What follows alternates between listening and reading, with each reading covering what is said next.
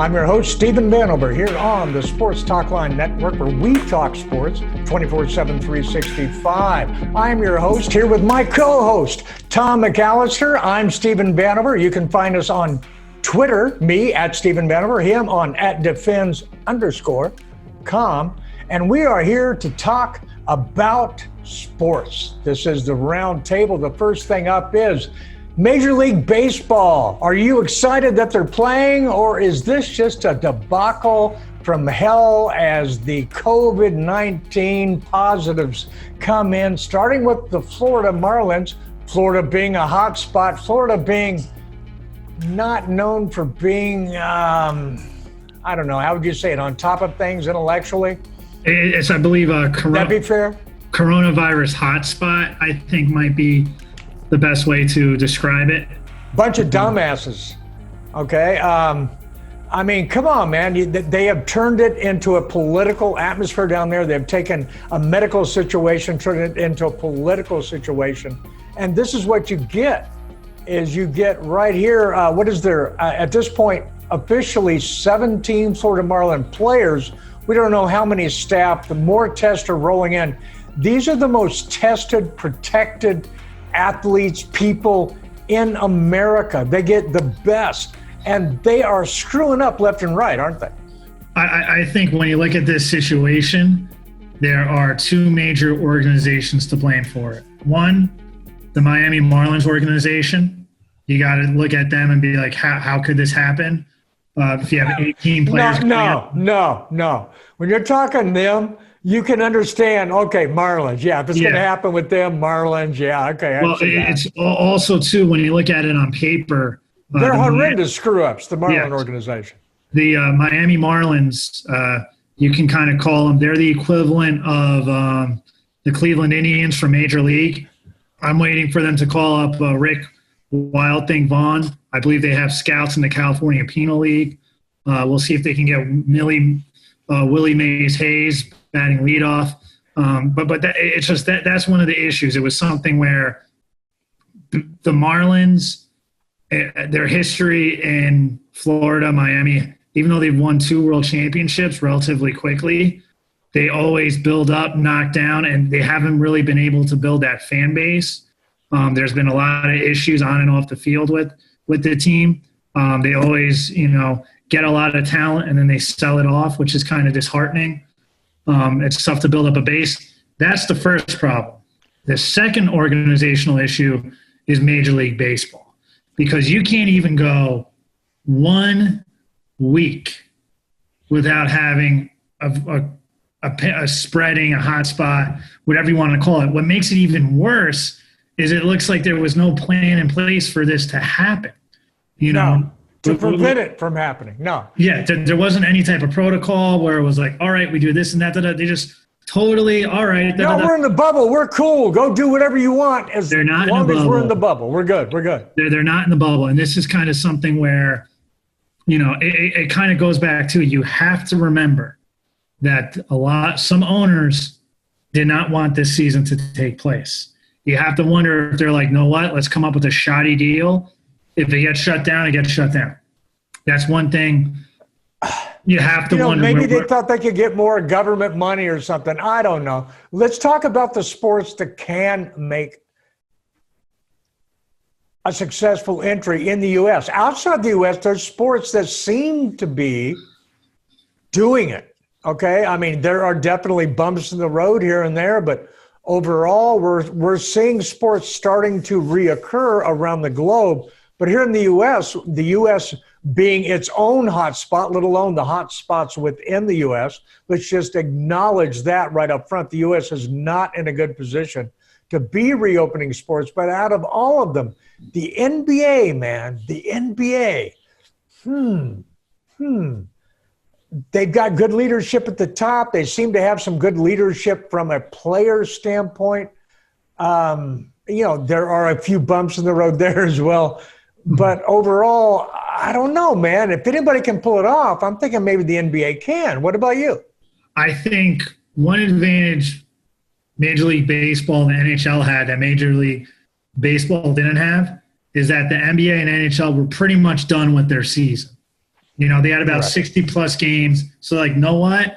Who's a contender? We'll play with those teams. The other games, adios, hit the bricks. Your season's over. And I don't think anyone would mind that whatsoever.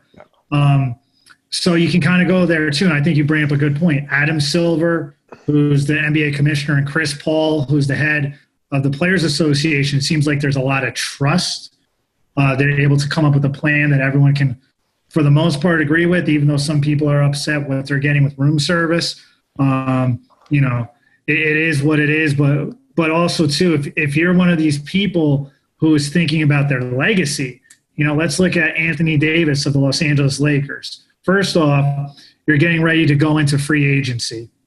So you kind of want to get this season and you want to prove that, what's best for your value, even though I'm pretty sure he's going to get a max contract wherever he goes. Second, if you're one of these players that hasn't won a championship ring, you still want to get that. So this is probably your best opportunity. You know what? Let me rest up a little bit. You're trying to tell me Russell Westbrook and James Harden aren't like, know what? I need this ring. I need to get this championship ring to validate myself. So those are kind of certain things you can look at that are driving players going forward. And also I think the bubble is a smart thing because players aren't traveling around as much, because with the Major League Baseball situation, it exploited a major weakness where you have people traveling from all over the country. What also doesn't help out is that you're supposed to have another team come in the next day, which could have tremendous effects. And for all you know, you could have 6 or 8 teams with this virus within a week, which would have been absolutely awful. Which is what baseball is dealing with right now. They've already had, games canceled for 3 teams, because of the one hot spot. And of course, that could exacerbate depending upon exactly when certain things happen. This is nasty. Quick testing, by the way, here. I mean, they get their test responses very fast in the NBA, not the rest of the United States, but they do. Okay, but moving on. With that in mind, they caught it fairly quickly. But still, the impact for the team, I mean, the Marlins, they can't really field a team right now. No, not really. And you got to wonder, too, since Major League Baseball is structured in such a fashion this year, you got to wonder where it's like, know what? Let's just eliminate this team because everyone who plays the Marlins is kind of in the same boat. Like, you got to wonder if they could just be like, okay, all these games, you don't count, you get extra days. But also, too, the way other teams are impacted, you're supposed to play 60 games in 68 days. Now you have some teams already lost 2 or 3 games they need to make up, in a much shorter time. Okay, now wait a minute. So now baseball, which has all of the unwritten rules, okay, and they have the mercy rule, the non-mercy rule, the playoff mercy rules, and now we're having the COVID rules, which says if you have enough of your players out, then you're just out for the season, and then none of your stats count, or I'm sure they'll come up with some weird thing or something like that. I mean, can't we just play or not play, period? I think the way it goes, the big thing is, one, how will the players' union react? Because I believe it was the Nationals were supposed to travel down to Miami this weekend, and all but one player wanted to go. So pretty much the Washington Nationals, defending world champions, were like, we're not going to Miami with this stuff going on. So this is something where I really think. I mean, would you? I would definitely be hesitant, and I think one of the signs. Okay, let me ask you this again. All right, you've got millions in the bank. Would you go? If my money is guaranteed. You've already got millions in the bank. Then I would stay home. If I had my now. You don't have millions in the bank, but you've got a few $100,000 in the bank, and you know that your contract is good for another 4 years, so you're missing out on 1 year maybe, but you're still going to get your 4 years because you can opt out. I would say, though, too, it would all depend, for me, how close I am to that contract. Your contract's guaranteed. It's baseball. Doesn't matter. You've got 4 years. You can opt out right now. You've still got 4 years you're going to get paid. I think with me, if I had the guarantee money, I wouldn't go. But I think the people that are fringe Major League Baseball players who want to go out and showcase their talents, Oh yeah, hell yeah, are going to be more likely to be like, you know what? I'll take the risk. You know what? I've been in the minor leagues 8-9 years. This could be my time to shine. Now, if you're Major League Baseball, why don't you go ahead and do this? But like, don't count it for anything like a championship. Just say, hey, we're going to play baseball. Well, here's the like thing. Spring training. Here's the thing. If there's no championship, shut it down. Then what's the point in playing? Well, because people love baseball, man. Still, though, I think, though, too, if there's no, like, you can put an asterisk around it. If you're not playing for a championship, it kind of takes away the point. Like, even if it's a conference championship or division championship. Well, it's my point is I thought it was too soon. I mean, I want it, but it's too soon.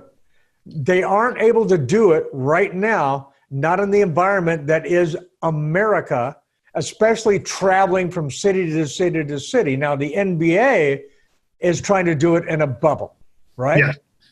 And they're also trying to do it quickly. Whereas time goes on, more people will leave out. It's numbers game. It's not a matter of if, it's a matter of when. Yes. It's something too. I think, as we mentioned before, on this broadcast, on this show, we talked about the basketball tournament, how they're able to go through, have about 2 weeks of game, no issues from beginning to end. But that was also single elimination. So as time goes on, people were going home, people were leaving. The less people there, the less issues you're more likely going to have with the virus spreading. That's kind of something too. Once you get through these X amount of games, these regular season games, then you can go forward a little bit more after the first round of playoffs. Yeah, exactly. So now, are they giving tickets away for preseason game, or are they paying people to show up for preseason game? Because I understand there might be one preseason game for the NFL. NFL, I believe there was 0 preseason games. Okay, all right, that's good. That's good. Because, I mean, like, who would go? Yeah, it's kind of something, too. I think the players kind of have always been like, why are we playing preseason games? The fans really don't get into them that much. You can maybe hype up a rookie about one drive. It's more about who's going to be the 51st, 52nd, and 53rd person on the roster. That's kind of something. Well, the NFL are starting to report to camps very soon across the USA. Now, their camps are a little mini bubbles, kind of, depending upon the camp, depending upon how they're running it. The NFL is all like braggadocio right now, but ultimately, I've not seen anything that they passed out from team to team, draconian measures about how to handle this, that. They're pretty much leaving it up to the team. They put out some basic shit about social distancing and stuff, which is total bullshit. Unless the outbreak is under control by the time they really come into camp, it's not really going to work, is it? I would say this, when it comes to the NFL, I am waiting for Bill Belichick to use germ warfare, where he finds out which player of his has COVID, and then he trades that player. And then, of course, they're playing him like the next week, and the whole team gets like, that's what I'm waiting to happen, where it's like people will go into Foxborough and, all of a sudden they would contract the COVID-19 virus. If this happens, if there's any connection to the Patriots, everyone's gonna look at Belichick and be like, this son of a gun did it again. Well, he's already had so many guys opt out because they know what's coming. All right. Yeah. Don't want to be part of that, babe. No, yeah. Bill's going all in. Bill's going all in. So that's kind of also something too. You're getting a lot of NFL players who are like, you know what? I'm going to stay home. Those contracts aren't guaranteed. So, it kind of does make sense. It's different for NFL than it is for for all of the other leagues, because very few of them are guaranteed. I would say that's one thing. But when it comes to traveling, since first off, when NFL teams travel, they're supposed to be in the bubble anyway with curfews and all that stuff, which is kind of one. And it's also, too, there's so much time in between games where you could potentially spot someone who has the virus before the game actually starts. So those I think, if they have consistent testing, I think that would be tremendous for the NFL and will help an outbreak. Oh, they're going to have consistent testing. Now, they do have that. They're testing so far from I've talked to some people in some of the camps, 3 of them, and the testing so far has been exemplary from there. They're talking about very quick results, very quick turnaround, immediate access whenever they want one. They have people on site that is what they do. So the testing seems to be spot on, and props to them for that. But how it's going to fall out, I don't know. I hope they can get it off. I hope they can play. I mean, wow, it's the sport I primarily cover, so I would love to see it up and running. But man, I don't know. Ultimately, when you get down to it, these players wearing a face mask, that they talked about that at one point. That's not going to matter, dude. These guys are in the pit. They're like in each other's face, grunting, spitting, rolling. I mean, this is wrestling. I mean, this is not a contact sport. It is a collision sport. There is no social distancing and practicing for football, is there? Maybe nowadays there might be more, but in past years there definitely wasn't. This is why I think protocols do need to be followed. And first off, you would have to think, if you're an organization, you would want to make sure first none of your players are coming in and spreading the virus. That's step one. Absolutely. Absolutely. And 2, out of respect for the other organization. But then again, if Bill Romanowski was playing. Yeah, I mean, it also, but here's the thing too.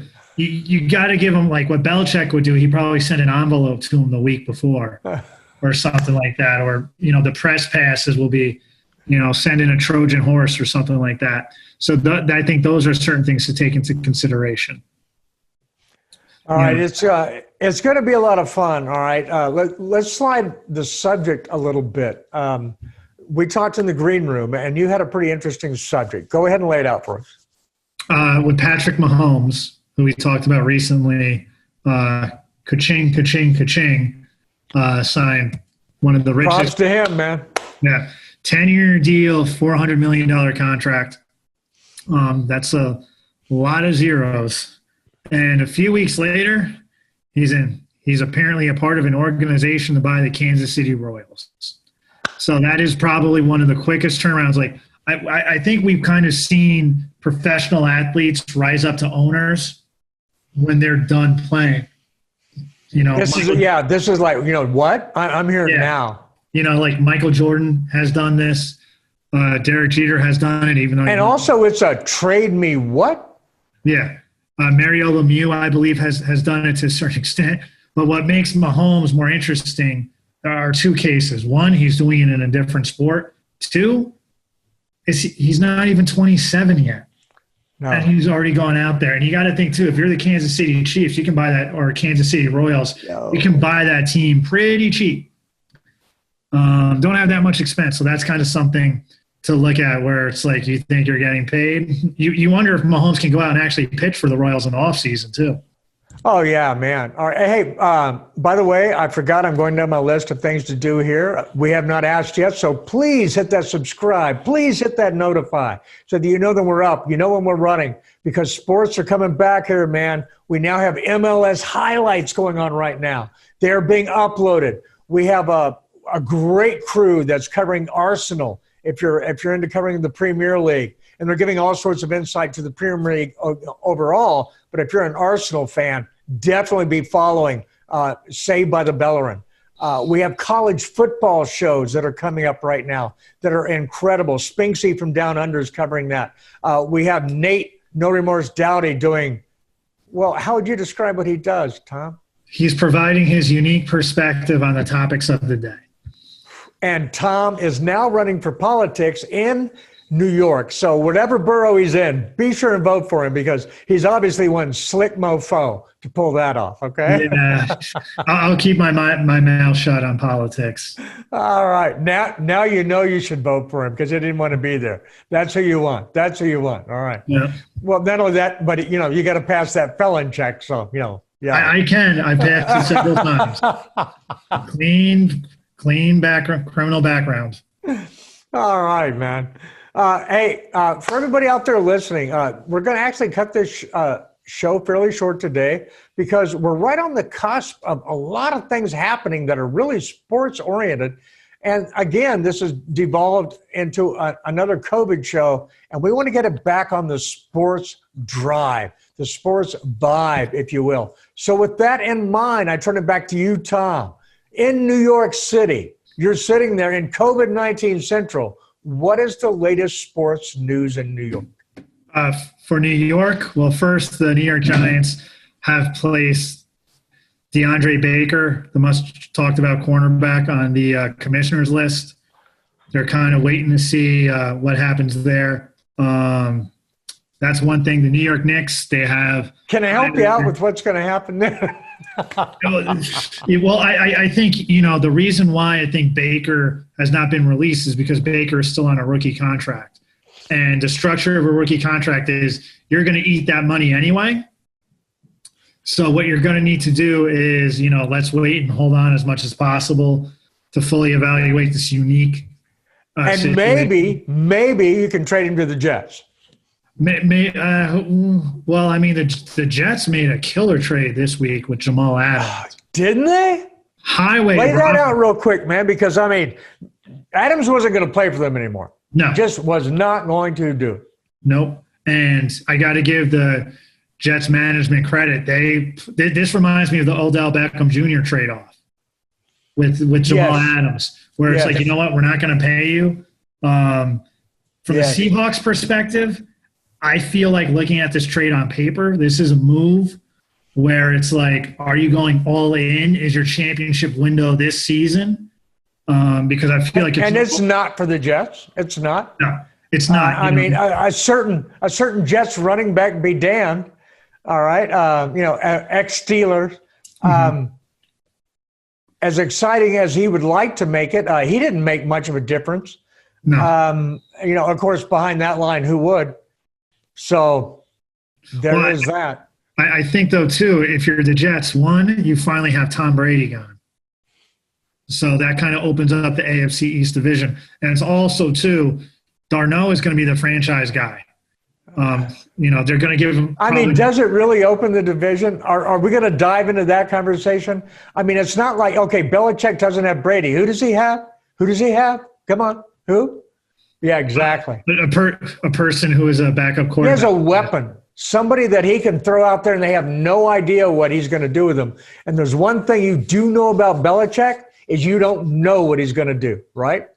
That's true. But he knows what you're going to do. Just don't ask how he knows. But I definitely think, though, too, when you look at it from the Jets' perspective, I think this is a win-win. Instead of letting Jamal Adams walk in free agency, you get 3 draft picks and a starting safety.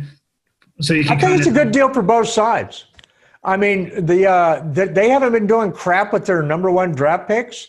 And they realized that, and they said, man, let's get guys we want to fit here. Let's do whatever. They have the cap space, make it happen. I think it's a good deal for them, and it's a great deal for the Jets, though, yeah? I think so. And they can get the building blocks where they can be like, no, what? Let's try to get the right weapons around Sam Darnold. Because I think with Darnold, he probably needs maybe a deeper wide receiver core and an improved offensive line. But now when you say, wow, I get like 2 number 1 picks, we can turn this into – that sounds exciting. But now when I tell you, you have 2 number 1 picks, but the Jets GM is going to be the guy that's pulling the trigger. Now how do you feel? Yeah, see, you're already smiling. You're already smiling. The name that pops up is Warren Sapp, who I remember watching that draft as a wee little one. That this was when the draft was in New York, and the New York crowd was screaming. They were screaming at the top of their lungs, "We want Sapp! We want Sapp! We want Sapp!" And it wasn't, the sap from a tree. This was Warren Sapp. The Warren Sapp. Let's just say Warren Sapp. The Warren Sapp. I believe Rich Kotite, under his infinite wisdom, selected tight end Kyle Brady, which is almost like the Jet equivalent of Eli Apple. where it was like, who? No. Eli Apple actually had he's still playing. Yeah. He had, No, it's worse than that, dude. It's worse than that. Eric Flowers. Now you're in the ballpark. It goes down as one of the picks where it's like the New York Jets when they look at everything, where it's like Ken O'Brien over Dan Marino. That's true. If they find a way to screw it up, I'm pretty sure, but it gives them hope. They get there is that, and they did pick. They spent that pick well at QB. Mm-hmm. Yeah, I'll give them that. I'll give it. They actually have done fairly well. That they've made some questionable ones, which hey, they always do. Everyone does. Yeah, exactly. But no, lately they have been on a roll. So more power to them. Yeah. All right, look, let's end this up, and we're going to come back and be talking ideally mainly sports, not COVID sports, but sports next week. Let's hope. And also look out for our NFC East report, which we're trying to roll up here and do on a regular basis. And again, you can follow us on Twitter. Follow Tom McAllister. He is at defends_com. Right there. Defends_com. You'll find me at Stephen Van Over. Hey, come on. How much more easier can that be? Thank you so much. We'll see you next time. Be sure and hit that notify. Be sure and hit that subscribe. I think I got that backwards, but hey, just seeing if you're paying attention. Until next time, listen like you play with intensity.